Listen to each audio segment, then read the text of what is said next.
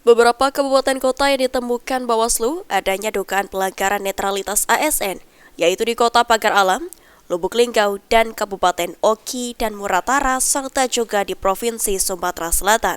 Untuk laporan di Kabupaten Kota, Bawaslu telah menyerahkan ke BKN Regional 7 untuk diproses, dan setelah itu akan diserahkan ke pejabat pembinaan kepegawaian masing-masing kabupaten kota untuk memberikan sanksi kepada oknum ASN tersebut. Dugaan terjadinya pelanggaran netralitas ASN kepada BKN wilayah 7. Selanjutnya nanti akan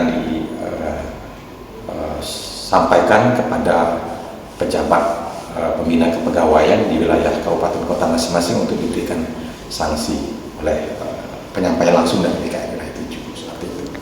Sanksinya seperti apa itu, Pak? Sanksinya bisa disiplin ringan, disiplin sedang, dan disiplin berat.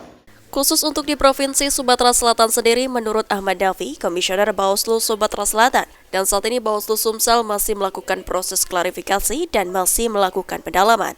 Tim Liputan PAL TV.